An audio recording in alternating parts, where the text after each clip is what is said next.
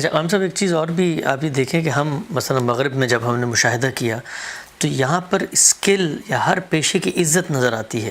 کوئی بندہ اگر الیکٹریشین ہے، مکینک ہے، یا مثلا کوئی بال کاٹتا ہے، وہ پیشہ یا اس پیشے کو سوسائٹی تحقیر کی نظر سے نہیں دیکھتی. ہمارے معاشرے میں ہم بچپن سے سنتے ہیں کہ والدین کہتے ہیں کہ بھئی تم پڑھو لکھو، نمبر گریڈ حاصل کرو تاکہ تم افسر بنو، ورنہ تم کیا کرو گے، دکان پہ بیٹھو گے، یہ کرو گے، ٹریکٹر چلاؤ گے.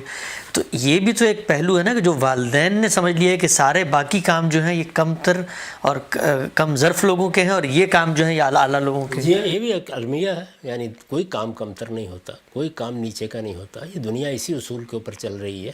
آپ دیکھیے کہ ایک شخص جو بہت غیر معمولی طریقے سے بال کاٹتا ہے، اس کی بڑی شان ہوتی ہے. لوگ اس سے وقت لینے کے لیے قطار میں لگے ہوئے ہوتے ہیں. یہاں ہم دیکھتے ہیں ہمارے معاشرے میں اس طرح کے پیشوں کو تحقیر کا موضوع بنا لیا جاتا ہے.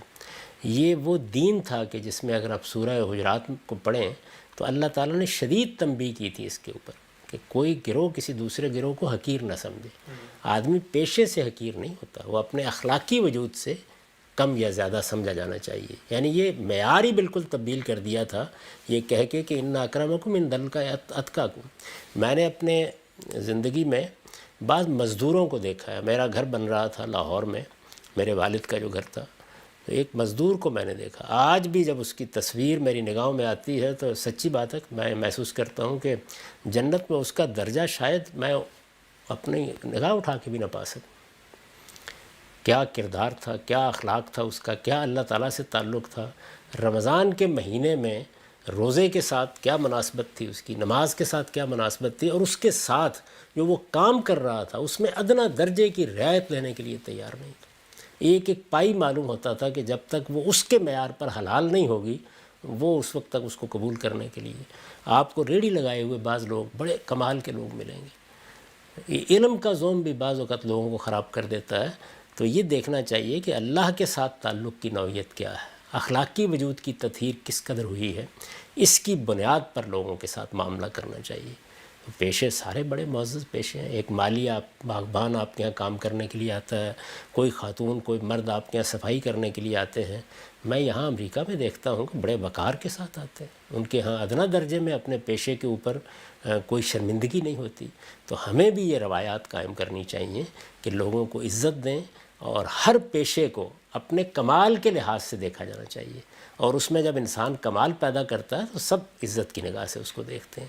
سب کے لیے عزت، سب کے لیے احترام، سب لوگوں کو اللہ تعالیٰ کا کنبہ سمجھ کر یہ اللہ کی مخلوق ہے.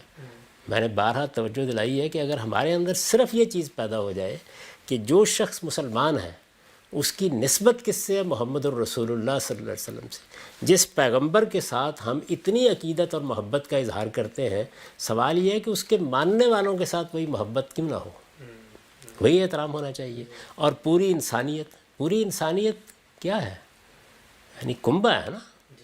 حالی نے کیا خوبصورت بات کہی ہے کہ ہے ساری مخلوق کنبہ خدا کا. یہ آدم و حوا کی اولاد ہے. ہم ان سب ایک رشتے میں بندھے ہوئے ہیں. اس لحاظ سے دیکھیں تو ایک ایک انسان، وہ یہودی ہے، مسیحی ہے، وہ ہندو ہے، کسی مذہب سے تعلق رکھتا ہے، کسی قوم سے تعلق رکھتا ہے، کالا ہے، گورا ہے، سب آدم و حوا کی اولاد ہے، بھائی ہوئے نا ہمارے. تو اگر آپ ایک مرتبہ ان دو بنیادی چیزوں کو مان لیں تو یہ نفرت کی گفتگو، یہ کیڑے چننے کا انداز، یہ دوسروں پر تان و تشنیع کرنا، یہ انہیں ڈسکریڈٹ کرنے کی ذہنیت، یہ اپنی موت آپ مر جاتی ہے. اور یہی معاملہ جو ہے وہ انسانوں کے ساتھ ہوتا ہے. بچہ آپ کی آغوش میں اللہ تعالیٰ نے ڈال دیا ہے تو آپ کے لیے بہت بڑی نعمت ہے وہ. آپ کا اصل کام یہ نہیں ہے کہ آپ اپنی خواہشات اور اپنی ناکامیوں کا بدلہ اس سے لیں، بلکہ یہ دیکھیں اس کی شخصیت کیا ہے، اسے پروان چڑھائیں. اور اس میں سب سے بڑا ہدف کیا چیز ہونی چاہیے، اس کا اخلاقی وجود. وہ اخلاقی وجود ہے کہ جو پاکیزگی کے کمال پر پہنچے گا تو دنیا کے اندر روشنی پیدا ہوگی. باقی پیشے، تعلیم، یہ سب چیزیں، ہمارے یہاں تعلیم کا معاملہ بھی ہے. ہر بچے کو لازماً FA BA کرانا ہے. یعنی تعلیم کو بھی اس لحاظ سے تقسیم ہونا چاہیے. کون سے بچے ہیں کہ جو ہنرمند خدا نے پیدا کیے ہیں، کون سے لوگ ہیں کہ جن کا بنیادی ذوق ہی ملازمت کا ہے.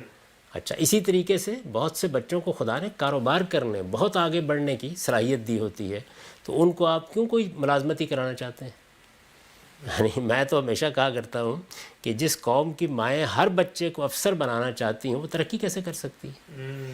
اس لیے کہ یہ تو ملازمت پیشگی ہے. یہ ہمارے جیسے ناکارہ لوگوں کو ملازمت کرنے کی ضرورت ہوتی ہے. جن کے اندر کوئی صلاحیت ہے، انیشیٹو موجود ہے، وہ کاروبار کیوں نہ کریں، ہنرمند کیوں نہ بنیں. تو ہنرمند لوگ، اسی طرح کاروبار کرنے والے لوگ، وہ قوم کی معاشی تہذیبی ترقی کا باعث بنتے ہیں. اور جب آخری سوال اس پہلو سے وہ یہ کہ ہمارے آج کل تو ایک فیشن ہے، بلکہ اسٹیٹس سمبل بن گیا ہے کہ بچے کی پیدائش سے پہلے اب باقاعدہ اسکولوں میں داخلوں کی درخواستیں دی جاتی ہیں، اس لیے کہ ایک لمبی فہرست ہے. اور ابھی بس مطلب سال 1.5 سال کا ہوتا ہے تو معلوم ہوتا ہے کہ اس نے جو ہے وہ کسی ایجوکیشنل سسٹم میں چلے جانا ہے.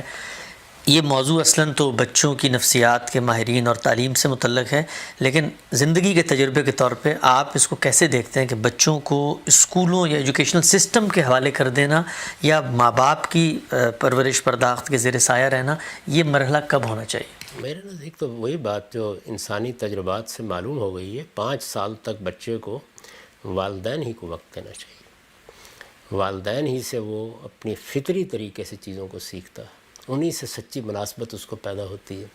اس سے تو انسان کی شخصیت کے کچلے جانے کی ابتدا ہو جاتی ہے.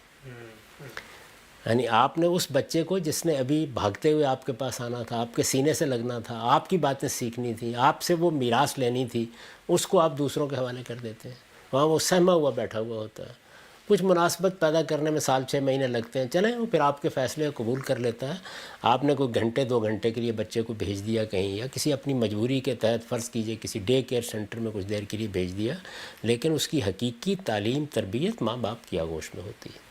تو 5 سال کے بعد ہی، 5-6 سال کے بعد ہی یہ ہونا چاہیے کہ وہ باقاعدہ کسی اسکول میں جائے یا کسی اس طرح کے سسٹم کے حوالے ہو. ہمارے ہاں ہر چیز جب یعنی کمرشل ہو جاتی ہے تو پھر اس کے ساتھ لوگوں کے بہت سے مفادات وابستہ ہو جاتے ہیں. نظام تعلیم کا معاملہ بھی اسی طریقے کا ہے. کبھی ہم اس کو اس طریقے سے ریفارم نہیں کر سکے کہ وہ صحیح خطوط پر استوار ہو، اس میں تنوع بھی رہے، اس کے اندر انسانی صلاحیتوں کا اعتبار بھی رہے، اس کے اندر جو ضروری یکسانی ہے وہ بھی پیدا کی جائے. تو اس میں بھی بعض ایسی باتیں کہی جاتی ہیں کہ جن کی کوئی بنیاد نہیں ہوتی. 12 سال کی تعلیم، جو پہلے 12 سال کی تعلیم ہے، یہ معاشرہ دیتا ہے. اور اس میں یہ بڑا ضروری ہوتا ہے کہ آپ یہ دیکھیں کہ بحیثیت مجموعی سب کو کیا تعلیم ملنی چاہیے، اور بچوں کی شخصیت اور ان کے تنوعات کے لحاظ سے ان کو کیا مواقع ملنے چاہیے. یہ بہت تفاحص کا کام ہے. آپ سوچیں ذرا تھوڑی دیر کے لیے، میں بعض اوقات دیکھتا تھا کہ جن بچوں کو ساری زندگی ایک مصرع نہیں پڑھنا آنا، جتنا جی چاہے زور لگا لیں، ان کو غالب اور حالی اور اقبال کے اشعار کی شرح لکھنے پر مجبور کیا جا رہا ہے. بچوں کے اذواق میں بہت فرق ہوتا ہے، بہت فرق ہوتا ہے. جو چیزیں سب کے سیکھنے کی ہیں وہ متعین کرنی چاہیے، جو ان کی شخصیت کے لحاظ سے سیکھنے کی ہیں یا ان کے انتخاب پر چھوڑنی چاہیے وہ الگ ہونی چاہیے. یہ بہت کام کرنے کی ضرورت ہے، لیکن کون سنتا ہے فغان درویش.